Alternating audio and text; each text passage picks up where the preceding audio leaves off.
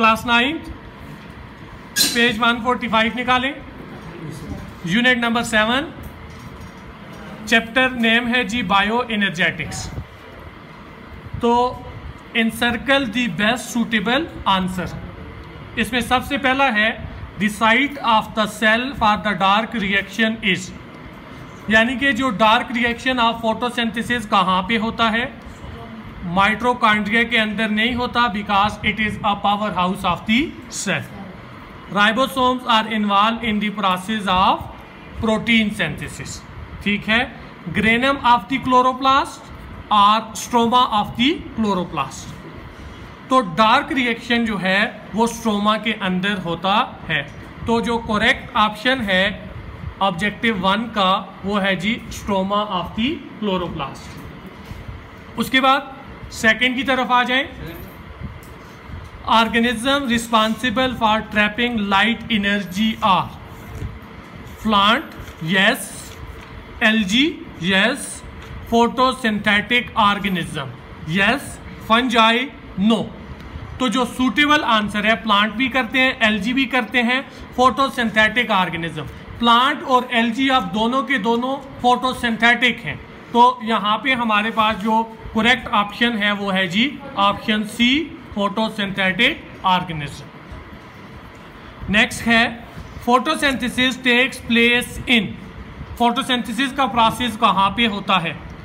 तो mesophyll cells के अंदर होगा, यस। गॉड सेल्स के अंदर, नो। फ्लोएम सेल्स के अंदर, no. All of the above, no. तो इसका जो करेक्ट ऑप्शन है वो है जी मेसोफिल सेल। नेक्स्ट पे आ जाएं। One of the following is not a limiting factor for enzyme in photosynthesis. बेटा लिमिटिंग फैक्टर कौन सा होता है? वो फैक्टर जो कि किसी भी प्रोसेस को क्या कर देता है जी, उसको लिमिटेड कर देता है। उसका जो प्रोसेस जो हो रहा होगा उस फैक्टर की गैर मौजूदगी की वजह से, ना होने की वजह से वो प्रोसेस लिमिटेड हो जाएगा। This is called the limiting factor. तो concentration of carbon dioxide, yes, it is the one of the limiting factor. Temperature is also limiting factor. Light intensity is also limiting factor. तो यहाँ पे जो है वो pigments आ जाएंगे। ठीक है, पिगमेंट्स कोई भी हो सकते हैं। One of the following pair of light colour important for photosynthesis. Photosynthesis के लिए कौन सी लाइट जो है वो ज़्यादा इंपॉर्टेंट है? ग्रीन मोस्टली रिफ्लेक्ट हो जाती है, ये भी नहीं है। येलो एंड ऑरेंज ये भी रिफ्लेक्ट हो जाती है, इनका भी इतना ज़्यादा रोल नहीं है। ग्रीन एंड ऑरेंज, यहाँ पे इसके साथ ग्रीन है, ये भी इंपॉर्टेंट नहीं है। यहाँ पे जो करेक्ट ऑप्शन है रेड एंड ब्लू आ जाएगा। One of the following may not be required for respiration. As you know that respiration is the breakdown of food molecule takes place in the presence of oxygen.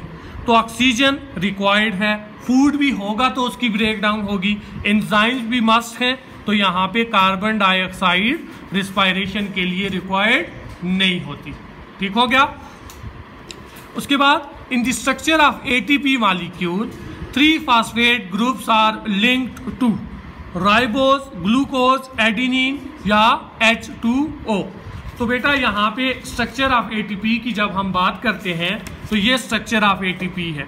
तो जो phosphate group हैं वो ribose sugar के साथ attach हैं। किसके साथ attach हैं? राइबोस शुगर के साथ अटैच हैं। नेक्स्ट जो आ जाएगा, a car engine use fuel for work to do. Car engine जो है वो फ्यूल को यूज करता है काम करने के लिए। तो लिविंग ऑर्गेनिज्म या लिविंग सेल जो है वो किसको एज अ फ्यूल यूज करता है? तो वो फ्यूल यूज करता है एटीपी को फ्यूल यूज करता है। तो जो ऑब्जेक्टिव नंबर 8 है उसका करेक्ट ऑप्शन है option C, ATP. Inside the bacterial cell glycolysis occur in. Splitting of glucose molecule is called the glycolysis. Mesosome के अंदर नहीं हो रहा ग्लाइकोलिसिस, साइटोप्लाज्म के अंदर हो रहा है, माइटोकॉन्ड्रिया के अंदर भी नहीं हो रहा, न्यूक्लियाइड के अंदर भी नहीं हो रहा। तो करेक्ट ऑप्शन आ जाएगा option B, cytoplasm.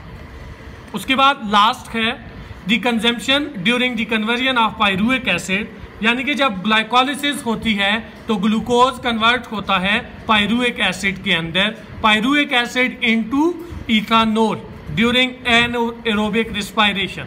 Anaerobic respiration के अंदर ग्लाइकोलाइसिस के अंदर क्या होता है, पायरुविक एसिड किसके अंदर कन्वर्ट होगा, इथानॉल के अंदर। How many NADH are release, तो यहाँ पे हमारे पास 2 NADH जो है वो रिलीज हो जाएंगे। तो ये थी हमारी बायो एनर्जेटिक्स की एक्सरसाइज के ऑब्जेक्टिव। ठीक है, इसमें अगर कोई इश्यू हो तो आप लोग मुझसे डिस्कस कर सकते हो। आज हमारा चैप्टर ख़त्म हो गया, इंशाल्लाह कल हम यूनिट नंबर 8 स्टार्ट करेंगे। ठीक है।